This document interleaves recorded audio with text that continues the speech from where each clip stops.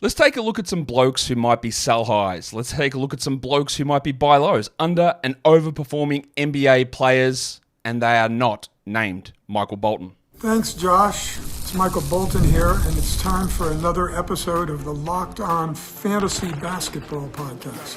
Let's get to it. Let's get to it, indeed. You are Locked On Fantasy, your daily NBA fantasy podcast. Part of the Locked On Podcast Network. Your team every day. Hello and welcome to the Locked On Fantasy Basketball Podcast, brought to you by Basketball Monster. My name is Josh Lloyd, and Suspect says, don't just do trades for the sake of doing, oh, you're right, you got me. You can also find me on Blue Sky at joshloyd.bsky.social, on Twitter at redrock_bball, on TikTok at redrock_bball, and on Instagram at Locked On Fantasy Basketball. Today's episode is brought to you by Robinhood. Robinhood Gold provides the privileges of a high net worth for any net worth. The generous benefits are now available for only $5 a month. The new gold standard is here with Robinhood Gold. Sign up at robinhood.com/gold. Thank you also for making Locked On Fantasy Basketball your first listen every day. We are free. We are available on all platforms. So double bang and thumb it up, and let's go. The annexation of Canada. We're ready to go. 90k subs is what we're aiming for. All right, I think we'll do a marginal disclaimer here again. It is true, just don't trade for the sake of trading. Stop being horny for fantasy trades. Well, don't stop being horny. You can do whatever you want. But stop being horny for fantasy trades. Stop being horny for real-life NBA trades. Your immediate reaction to a trade should be no, and that does not mean you say no. Your immediate internal reaction would be like, I'm not doing this. And then convince yourself that it makes sense, right? Don't trade for the sake of it. Find out what is the point. Ask that question to yourself. What is the point of me doing this? All right. What is the point of it? A buy low player does not mean you need to. Doesn't mean you need to get them. It doesn't mean you need to get them. A buy low player does not mean you need to panic if they're on your team. A sell high player does not mean you need to get rid of that player. If a sell high player is on your team, you can just enjoy it. There's so many ways around this, but just understand that these are players that I think are currently underperforming, and some of them will be right, some of them will be wrong, and some of them will be right in the short term and wrong in the long term, and vice versa. Same with sell high. There'll be stuff that happens and they're cooking and they're doing it. They might do it for 3 more weeks, or then something might happen where 3 other players get injured and they're able to maintain usage. There's a number of different factors around all of this stuff. That's what makes it a really interesting thing, I guess, in fantasy, is that we don't know, which is great. We don't want to know. We don't want to know what's happening in the future necessarily. Or maybe you do, I don't know. But it is really hard to be able to predict a lot of this stuff, and that's where the fun, I guess, comes in. Let's talk about it. Let's actually do a bit of a recap on where we were on this 2 weeks ago. We like to give this stuff 2 weeks to cook and settle and figure out where we are. So 2 weeks ago, we did the buy low, sell high show. Let's take a look at the guys that we had, or I had labeled as buy low players. Paul George was just coming back from an injury, and I said, okay, he's also not playing well. People hate Paul George. There might be an opportunity here. And there was sort of he was the 80th ranked player at that point. Since then, he's 54th in -1, or in the -1 rankings that I use. He's 54th, so it's an improvement. But of course, now he's hurt his knee again, and he is out again on Wednesday. Yeah, remembering the classic line that I said the other day about Nick Nurse saying that he could come back in. My ass, Nick. He obviously could not come back in that game, and he is injured again, and this team continues to lie and lie and lie and lie and lie and lie and lie. They've also lied a few times as well. So, yeah, theoretically, Paul George was able to improve. He might still be better than 54th. I think he will be, but man, it is tough sledding.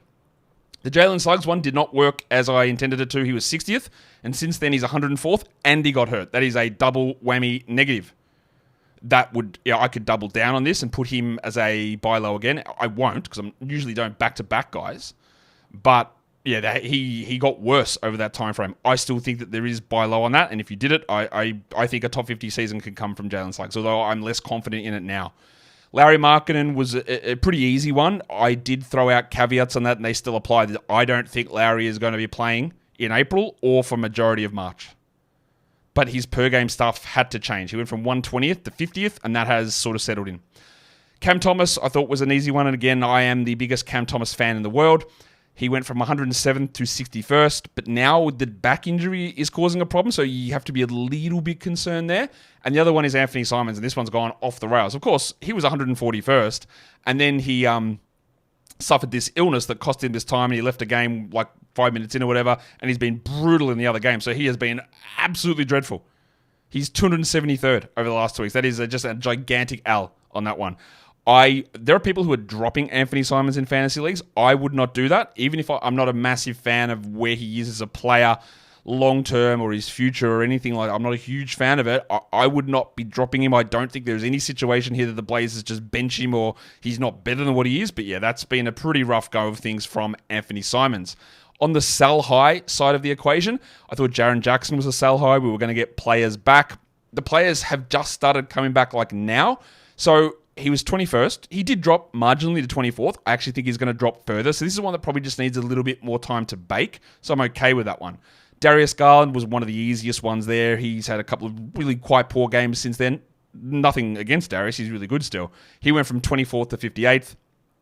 Tyler Hero did start to cool down. He's gone from 23rd to 30th in that time frame. I think he's going to continue to cool down even further from there. Just some of the shooting numbers is not realistic to hold. The poop cookie himself, Michael Ponder Jr., he was 41st.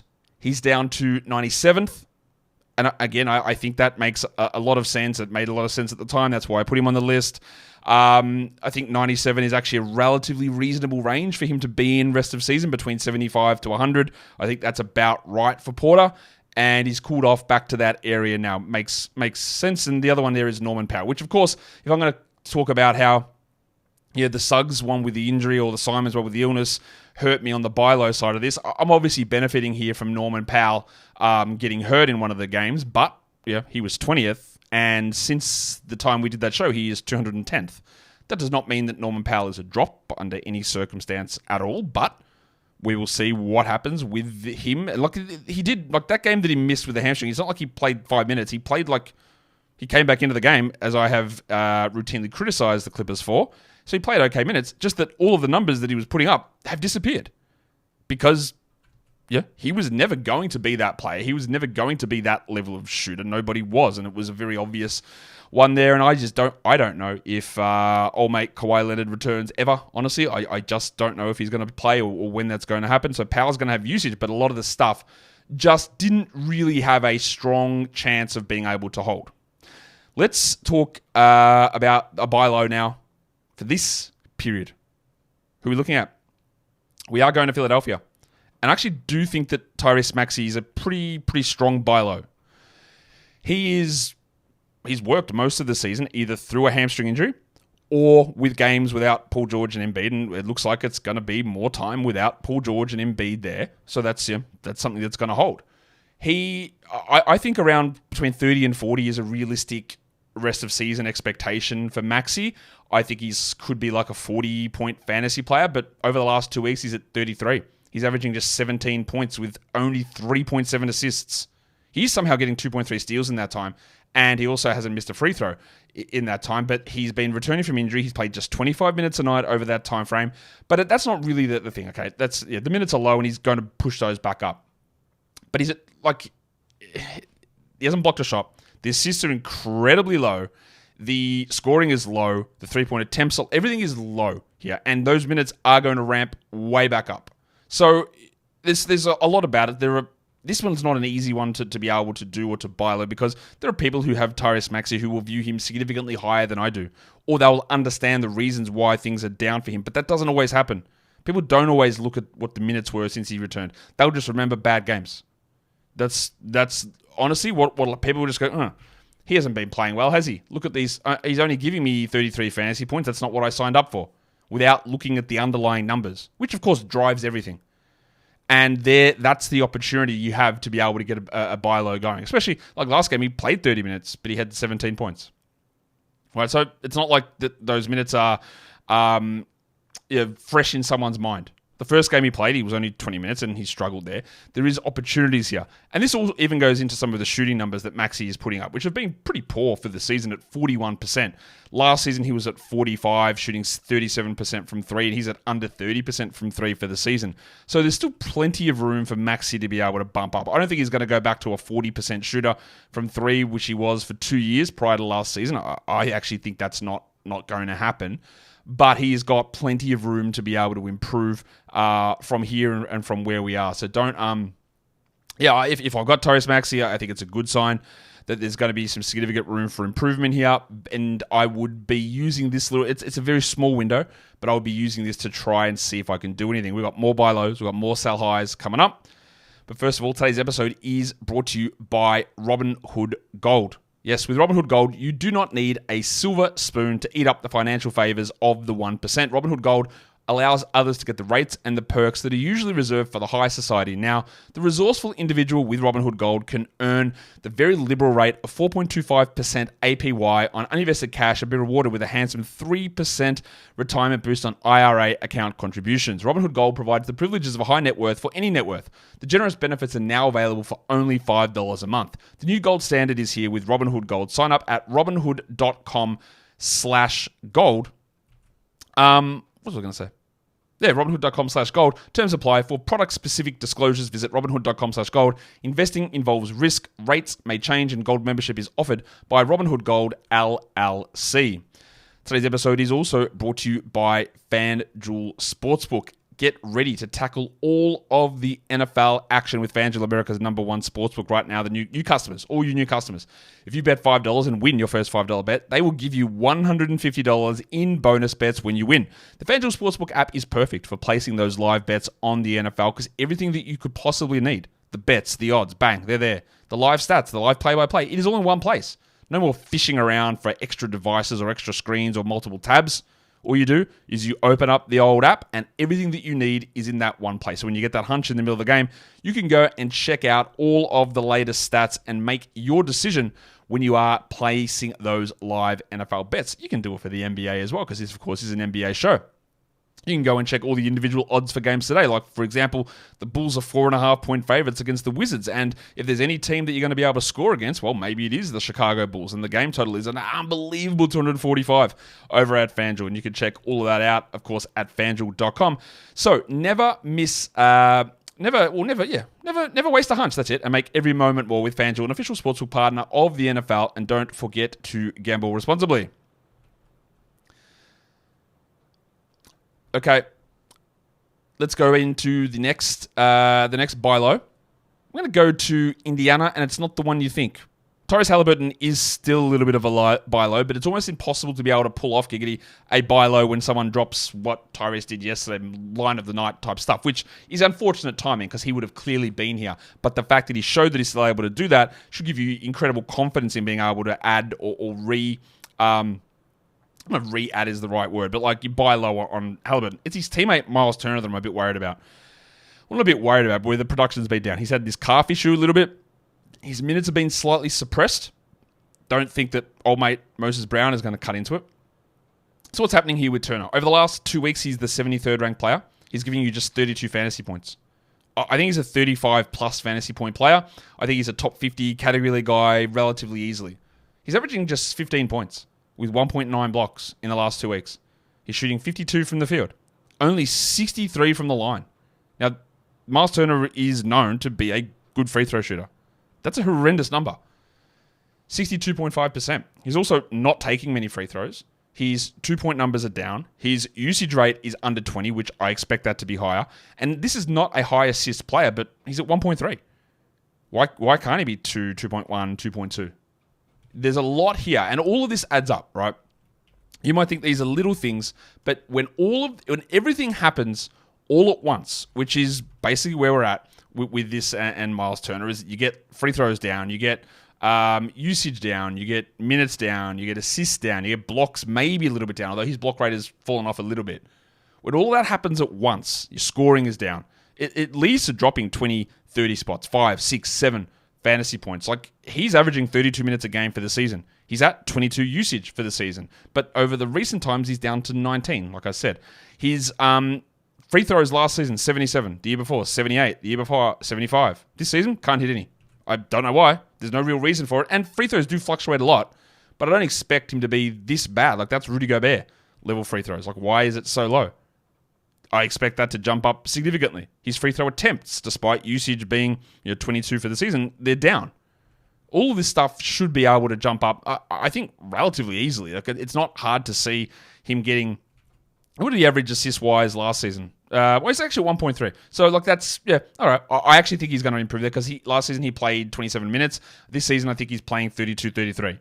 So he should be able to hit 2.1 assists, I think, around that mark. But it's the free throw percentage. It's the free throw attempts. It's the usage. It's the minutes. It's the scoring. It doesn't take much to swing this around. And again, looking at recent games, people will be a little bit frustrated. He's had only 2 blocks in the last 2 games, a 10 and 10, a 17 and 9. That was on the back-to-back. At least he played in that. His last 3 games, or last 4 games, has been 2 10-point scoring performances. There was a 5-block game in there. His last 2 games, he is at... What has he made in free throws? It's been not very good. 2 out of 5. 40% his last 2 games.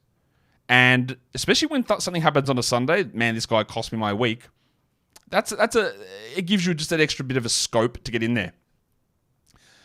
I think that Desmond Bane is also a buy low, and the reason that I know this, again, for a lot of you, this will be obvious. It will be obvious. You'll be like, well, he's just coming back from injury, Josh. Yes, but that's not everybody. I've already had people go, man, what's going on with Desmond Bane? This guy sucks. Why is he so bad? This is terrible. Like, what do I do with Bane? I've had the questions. So, as always, with a buy low, with a sell high, you ask. You see what the guy's like, and sometimes you'll be like, no, I'm good. He's going to come back. And you go, you know what? Fair enough. Congratulations. You know what you're doing. No, that's okay. But not everyone's like that. Over the last 2 weeks, Bane has very obviously been limited. But this is 6 games now since Desmond Bane has returned. He did hit 35 minutes in 1 game, so he's not limited on a restriction. There's a little bit of the Taylor Jenkins weird rotation going on, but he's just struggling.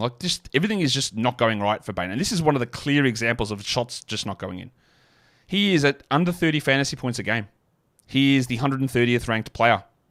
I think that Bane will struggle to be a top 50 guy this season. I've got him at 75, around that mark rest of season.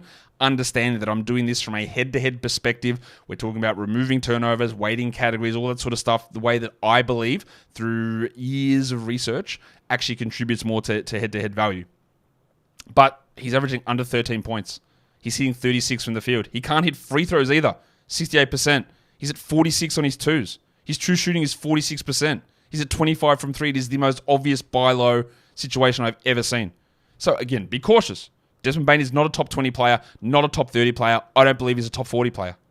So when you're trading someone for him, you just find the manager who's annoyed. You find 2 guys who you might end up dropping. A perfect example would have been a Scottie Pippen or a Goga Badadze, and you throw that in with somebody else, someone whose value is about to disappear, to try and see what you can do with the Desmond Bane. Because I know that he's better than this. My expectation will not be as high as others, and that's always what is going to happen in a trade. That's why you have discussions and chats. That's why you started off with hey, man, bad luck, you should have won last week, man. Bane, I know you expected more. And you might leave it for a day. Then you come back and go, hey, actually, I probably need a little bit of boost in my threes. And look, I don't know, have this guy and I'll take Bane. That's it's not just necessarily throw a trade out there, which sometimes works. And sometimes it's just about subtle manipulation or discussions or good relationships or whatever. And in category leagues, the easiest way to do a trade is win-win. Hey, you don't actually need points and threes, but maybe you need rebounds. Do you want to do an old switcheroo here? And that, win-wins, that is points league, impossible. You can't do a win-win. It's literally impossible to do. And you can argue as I hit the mic. You can argue as much as you can't actually do a win-win. Well, I guess you could if someone's I really need something to happen right now because I need 2 wins now and long-term doesn't matter for me.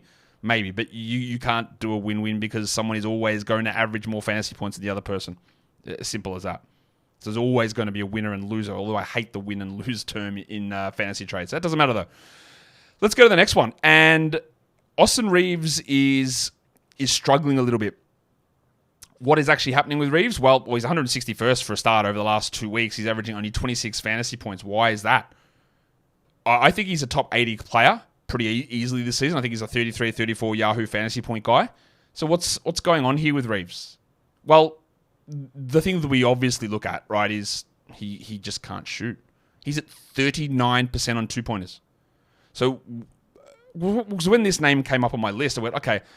And I was a little bit worried about this with Dalton Connect in the starting lineup, or Dalton Connect playing more, and JJ Redick deciding that he's going to feed everything possible through Dalton Connect. I went, okay, that's a little bit concerning here for Reeves. But then I looked into it, it's like, actually, not really anything to do with it, is it? Because Dalton Connect being there does not make Austin Reeves shoot 39% on twos. It does not give him a 51% true shooting, nor does it make him miss free throws. Does it make him not block a single shot in 2 weeks, or get just 0.7 steals, or just 2 rebounds? Well, maybe the rebounds, but probably not. So all of these things for Reeves, while on the surface, and this is where I think having that ability to do a buy low is really interesting. Because the other person who's got him might be like, yeah, man, like the just Connect stepping up, that he's the new white guy flavor of the month, that maybe we don't need to, like maybe they're going to lose a little bit of value here. And it is possible. Like his usage is down under 22. But like I said, Connect does not make you miss free throws. He does not make you hit 39% on twos. By the way, 2 years ago, Austin Reeves 63% on twos. The year before, so last season, 58. He's rolling at 39 here and 54 for the season. There is I think, an absolutely gigantic jump up coming in free throws, in field goals, in twos, in free throws, in true shooting, even in steals. Like he's at 1.1 for the season, but he's down at the moment. He was at 0.8 last season. I think he's actually better than that. And blocks, like he's not a shot blocker, obviously, but 0.3 blocks, 0.4 blocks, 1 block a week. Why can't he get 1 block a week? He's got 0 in the last 2 weeks. So I think it is. I think it's coming. The last buy low. I want to go to Detroit. I don't want to. Actually, I do want to go to Detroit because I've actually been loving Detroit style pizza lately. There's a place here in Melbourne which for years I've wanted, man, can someone do deep dish here in Melbourne? And they open it up. They do New York style, Chicago deep dish, and Detroit style pizza. And if you are in Melbourne, it's called Deep End Pizza in Fitzroy. Mate, I haven't had real Detroit pizza in Detroit, but I have had deep dish in Chicago, and this place is really good. Go there, Deep End. Anyway, they didn't pay me for that, but that's okay. They're cool. Tobias Harris is what we're talking about as a buy low. I think Hogsman, I thought he would be much better than he has been so far. Obviously, he has not lived up to that, but he's also at a real downturn. He's under 28 fantasy points. He's 142nd over the last 2 weeks. So what's actually going on here? Is it 14 and 6.5 with 2.5 assists? They're obviously very, very much not good numbers. He's only averaging 13.8 points for the season. His usage is actually somehow lower than it was in Philadelphia, which, I'll be honest with you, it looks like that I got that wrong. I thought that he would be able to move from being the third option in Philadelphia to be the second, to be at least option in Detroit, and his usage is down. It's very low. They paid him $25 million a year to have 18 usage. So what else is he actually doing? In saying all of that, so I have adjusted my projections on him because, we adjust with information when it comes in. There are just many other things here that are happening for Harris, which are just not a realistic outcome. He is not a steals and blocks guy, but it is easily conceivable that he just doubles the steal rate.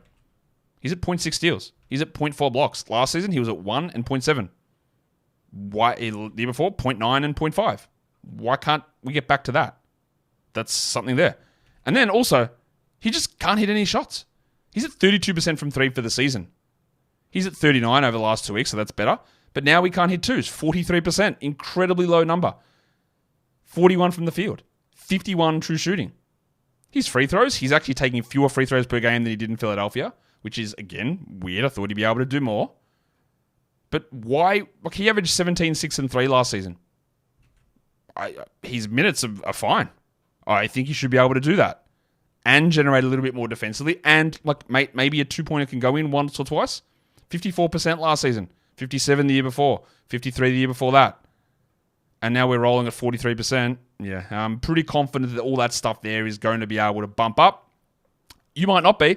That's okay. People don't like Tobias Harris. I totally get that. That also means that the cost to acquire Tobias Harris in a fantasy trade, it's got to be really low, man, at this point. Like, what would I give up for him? Like, just back-end roster guys.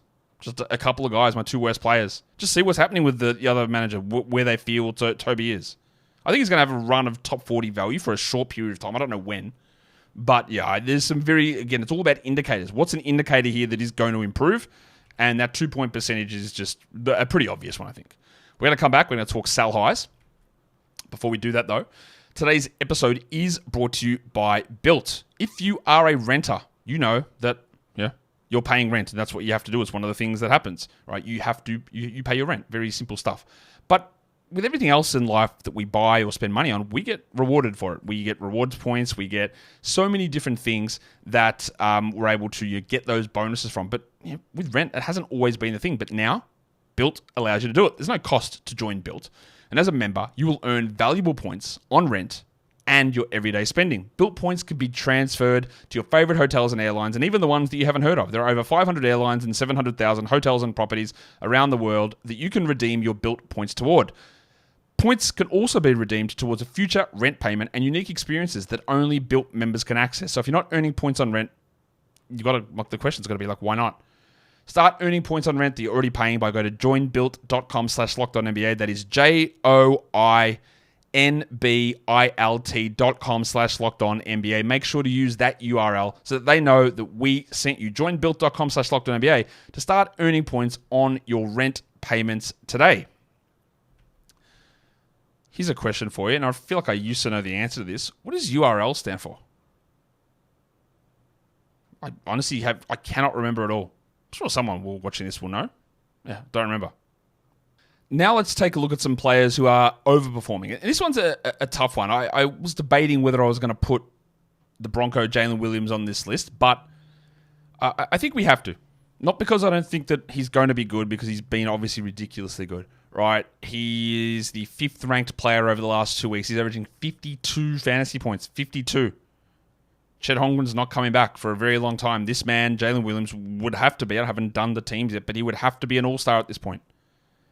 He has. I thought he would be very good this season and improve, but not like this. I actually went in to look at his rankings, because at some point I'm going to find a way to better display these and incorporate it as part of the show. But I do have a sheet that I'm tracking the rolling 2-week per game averages of players. So you're looking at every 2-week chunk day by day by day by day. All right, so I've been doing that. And the first one of those that I tracked, Jalen Williams was 45th, and then 47th, then 35th, then 23rd, then 30th, then 27th, then 23rd. So, okay, that's all reasonable.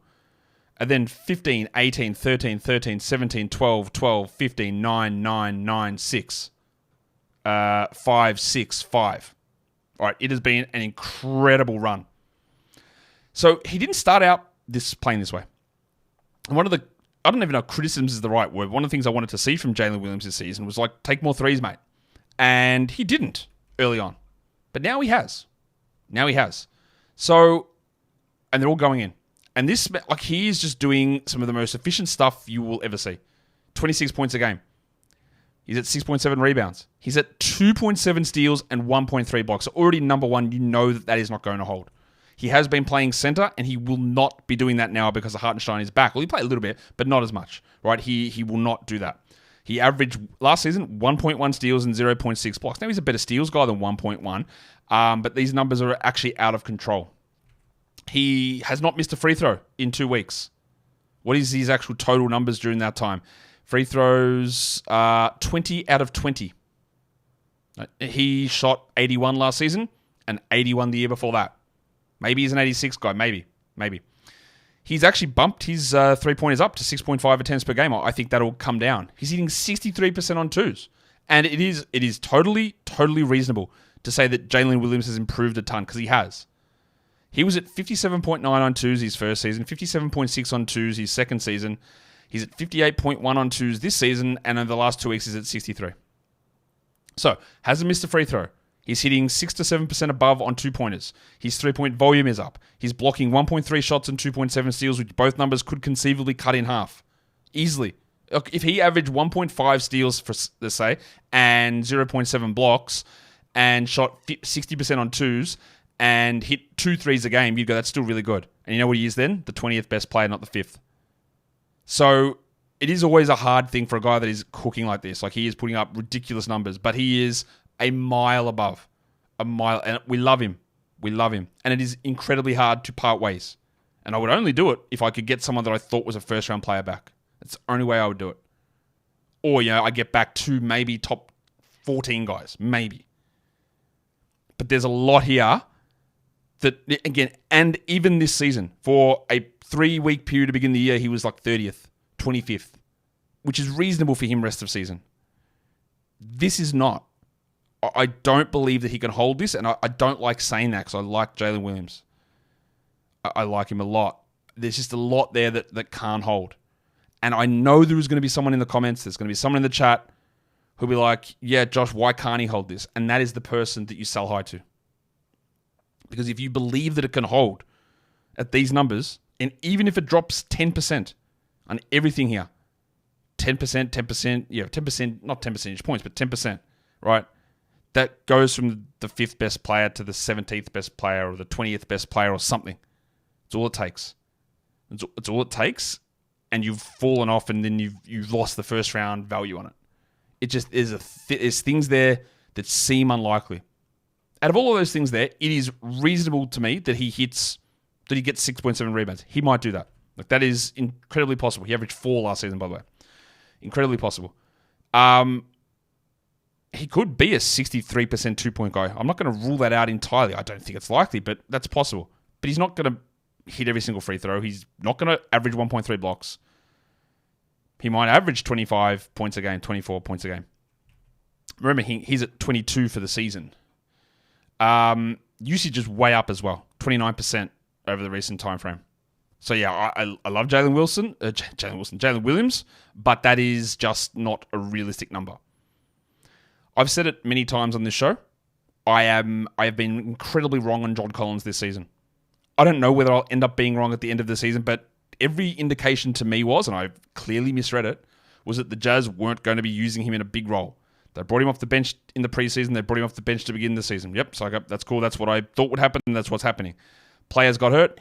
Taylor Hendricks, he didn't start. He still came off the bench. They put Cody Williams in there. They put Kyle Filipowski in there. All right, and then Walker Kessler got hurt, and Collins elevated into the starting lineup and cooked. And now Filipowski is hurt again, and Collins is now playing at power forward, something which he didn't do early in the season. And all of that stuff is true. I got that all wrong on Collins. I actually have adjusted a lot of my future projections on him a lot because I thought, based on what they were doing, that he'd play like 22 minutes a night, and that's not useful. So I've bumped him way up. And irrespective of all of that, everything he is doing now has no shot of holding. Even though, like, I know I was wrong, and I've adjusted. I think he's going to be actually probably a top 75 guy rest of season.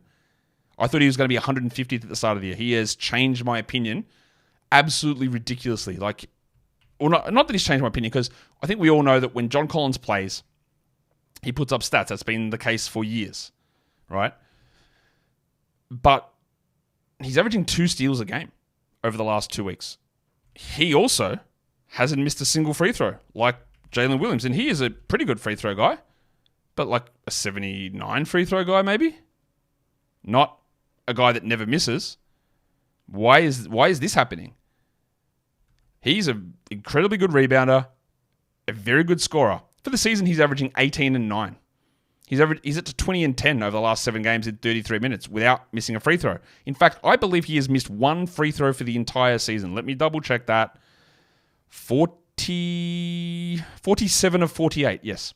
He was at, last season, he was at 79, the year before 80, the year before 79. All right, so he's going to fall. He's missed 1 free throw.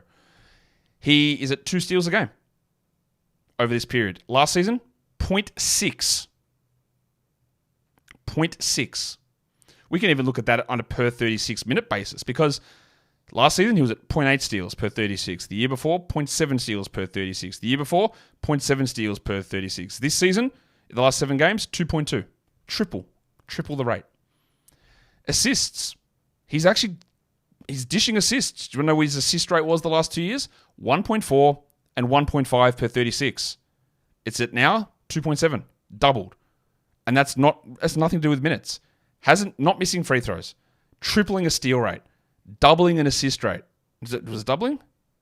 Doubling an assist rate. Irrespective of my incorrect evaluation of his minutes and role, none of that can hold. And that pushes him back down. So if anyone, now it is hard because of the Utah scenario, but if anyone says, I'm valuing this guy top 50, and they've got reasons to do that. He's averaging 42 fantasy points over the last 2 weeks. If anyone does believe that, then here you go, have him. All good. Now, of course, I don't have John Collins on any team because I just didn't buy into any of this stuff. And it's going to be incredibly wrong. But there's a lot here happening. And what if we get to a situation where Kessler plays 30 minutes, Filipowski pushes to 28, and Collins goes back to a 24-minute player? Like, I've got him projected at about 28 minutes rest of season, which is 16 and 8, around that mark. There's just... And even that, like, that pushes him in the 70 zone. There's just a lot happening here, which, again, any, I think, reasonable person would suggest has no shot of being real. I really love OG Anunoby as a player. This is an interesting one. I remember about 4 or 5 years ago, maybe even longer, 6 years ago, when I was doing this show, back from not even this house that I'm living in now, an old house, and we had this debate about the Raptors, and I said, I think actually OG Anunoby is the better long-term player than Pascal Siakam. And of course, since then, like, Siakam's come out and made multiple all-NBA teams, and you got traded and this max contract and all that sort of stuff, and yeah, that's fine. And that probably ends up being, although I'm not certain it is, but yeah, probably ends up being a wrong thing. But OG is absolutely dominating at the moment, and I for all of the good things that I thought about OG Anunoby, I didn't think this. He is the 33rd ranked player over the last 2 weeks, and I know if you go and look on Yahoo with their incredibly flawed rankings, which again, there are so many easy ways to look at the Yahoo player rankings, understanding why they are the way they are, but if you put any reliance on them, you are going to be very wrong, I believe. So just be aware of the way that you consume that information. I'm just going to bring up OG's actually Yahoo ranking.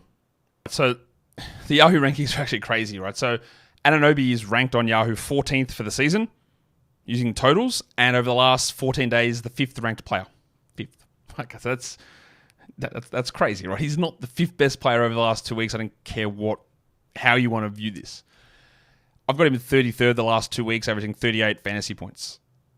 There's so much here that is just not... Like, I'm not even going to talk about the risk. I am, actually. The risk of injury, because he's had multiple injuries throughout his career. He's playing gigantic minutes for Tom Thibodeau, and that is a absolute recipe for disaster here for Anunoby. But there's just stuff that he's doing which is just not going to be able to stick. Like, it doesn't really matter about those minutes and stuff. Like, he will continue to play 37 a night, no problem. He's at 23 points a game. 23 points a game. His usage is well up. He was down at 17 last season. He's at 21. Okay. He's shooting 57% from the field. 49 last season. He's at 67% on his two-pointers over the last 2 weeks. Last season, 58. The year before, 54. He is at 68 true shooting. Last season, his true shooting was 59. He's averaging 6.4 rebounds. He averaged 4 last season in 34 minutes. So he's just rebounding a million rebounds at the moment. Everything about this for OG, he's attempting 15.6 field goals a game in the last 2 weeks. 15.6. Last season, 11. 11. He's just getting funneled the ball a lot. Free throw attempts. Last season, 1.8. Last 2 weeks, 2.9. I can easily make a discussion here to say that, yes, OG is showing real offensive glimpses and that usage will stay up higher and field goals will stay up higher. He's also averaging 1 turnover a game for those of you who care about that. He was at 1.6 last season and 2 the year before that. So his assist-to-turnover ratio has actually gone from 1.3 to almost 1.9 for the year. But there's just, like, he's just not going to be a 67 two-point guy. He's not. He's hit 3 threes a game.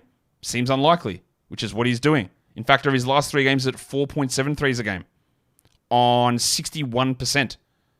He can be a good three-point shooter. He's been 38, 39, and 36 the last 3 seasons. He's at 42 this season. 42. And 43 over the last 2 weeks. It is an incredibly hot run with increased usage and increased minutes. So, can OG be a top 50 player? Maybe. Can he continue to be what Yahoo says he's the 5th best player? Absolutely not. If I could get a top 35 or 40 player back, I would do it. There's so much risk here, plus regression, that it's just... And I love OG, and you probably don't want to get rid of him because of this, but it's always about What if the trade makes sense, then you pull it off? And that's where we're at with that, I think.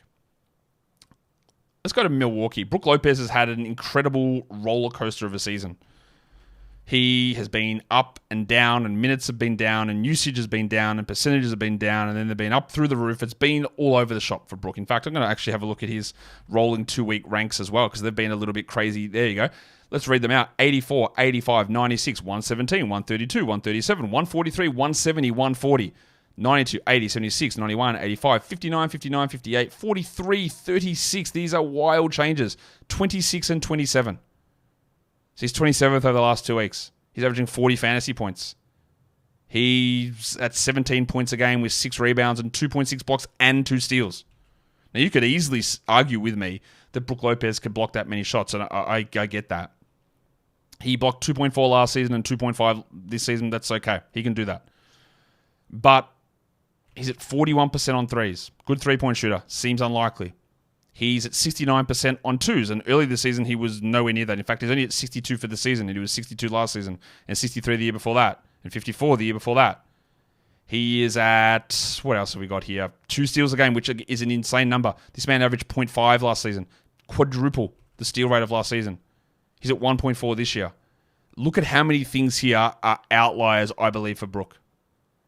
Top 100, a reasonable expectation for Lopez. A reasonable expectation. 30 fantasy points, a reasonable expectation. What he is doing now, none of it's really reasonable at all. He's attempting more free throws. He's not turning the ball over ever. Which again, if that matters to you, that is something that is happening and hasn't been like that. Let me just quickly look at his turnover numbers. He's at like 1.2 for the season, but down to 0.9, which is a difference. The steals, the rebounds, the field goals, the volume, the free throw attempts, the three-point shooting, the three-point attempts, everything is way up. Way up. And it is going to come down. If I could get a top 60 player back for Brook Lopez, I'd be very, very comfortable in doing that. And the numbers, again, don't look sensational. 17 and 6 with 2 assists. Okay, well, cool. But 2 steals, 2.6 blocks, elite percentages, volume threes. There's going to be a crash. And we've already seen a crash this season.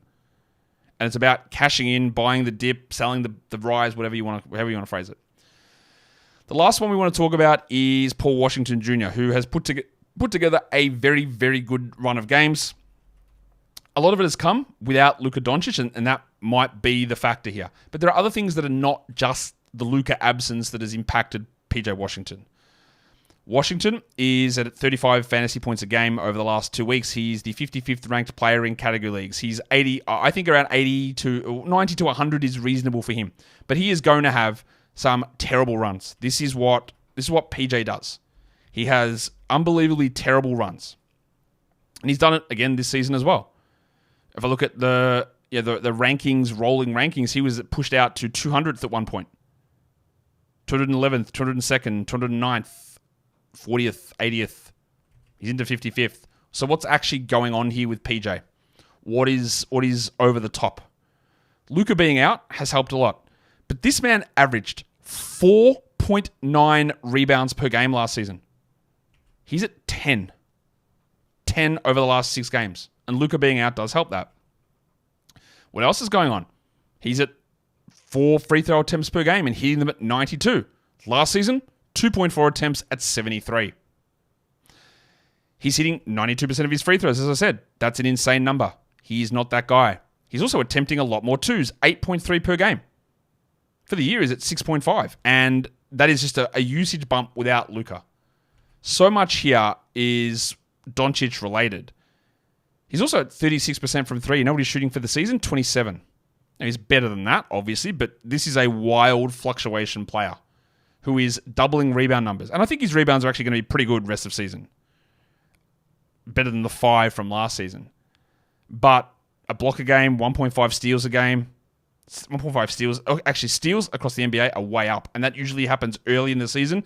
Teams are less cautious with the ball. They're sort of working their way into the season. There's more turnovers, therefore more steals. So all that stuff is going to probably pull down. There's just a lot here with PJ. The rebounds, the free throws, the free throw attempts, the 2-point attempts, the steal numbers. All of this is likely to drop. And if I could get a top 75 player back, I'd be very interested in doing it. Because I know there's going to be a rough stretch coming up. This is what PJ does. And if there isn't a rough stretch, then okay, that means he's changed his stripes. His last 5 games, 27-17, 4-6, 22-13, 21-10, 11-10. And I believe that 4-6 game was the game that Doncic played, maybe. But prior to that, and then he missed a bunch of time there, a few games off. Prior to that, 8-11, 7-4, 6-9, 17-8, 12-11, 5-6, 11-5. So horrible start, missed games, came back, absolutely dominating, and it is going to fall. I feel confident that it's going to fall. And that is a buy low and a sell high show, which of course is more just a, like, this guy is cooking and this guy is struggling. What's going to change and why is it going to change? And how should we take advantage of that? I hope you're able to do something with it. I hope that gives you solace if one of your players is struggling, or sobers you a little bit if guys are absolutely dominating, they're on your team. Hit that thumbs up and subscribe to the channel. Let's hit that 90K mark. And again, remember, maybe you are pulling off a great buy low deal. Maybe your negotiating skills are super top notch. But let's keep it positive. Let's keep friendly trash talk, friendly banter. That's all great. But remember, all right, you do good things. I want you to keep doing good things because we all do them every single day, and we just don't need to focus on the negative nonsense all the time. Guys, we are done here. Thank you so much for listening, everyone. See ya.